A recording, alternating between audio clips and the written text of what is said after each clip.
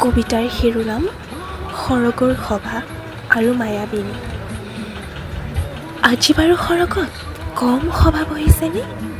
জ্যোতিপ্ৰসাদ হৈছে সভাপতি, সম্পাদক বিষ্ণুপ্ৰসাদ ৰাভা। জয়ন্ত হাজৰিকাই দিছে আদৰণি ভাষণ।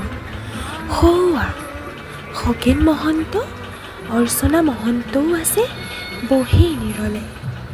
দেখিছোঁ আগৰ শাৰীত প্ৰতিমা বৰুৱা বাইদেউৰ সৈতে দীপালী বৰঠাকুৰ। যদিও সভা সংগীতজ্ঞৰ নীল পৱনো আছে দীপালী বাইদেউৰ সৈতে। ভিতালী বা আজি ভীষণ ব্যস্ত। জোনবাইৰ দেশলৈ জুবিন আহিছে। সৰগ সজোৱাৰ দায়িত্ব ভিতালীৰ। অৱশ্যে সহায় কৰিবলৈ লগতে আছে গায়ত্ৰীও। ভগ্নী জংকীৰ চকু আজি চলচলীয়া। এই দিনটোৰ বাবেই যেন ৰৈ আছিল তাই। দাদা আহিব, হেঁপাহ পলুৱাই মনৰ কথা পাতিব। আছে আন বহুতো। এচুকত বহি জুবিনদালৈ চাই আছে ৰাজীৱ শদিয়াই। মুঠতে সৰগৰ অসম ভৱনত আজি বিশাল সভা।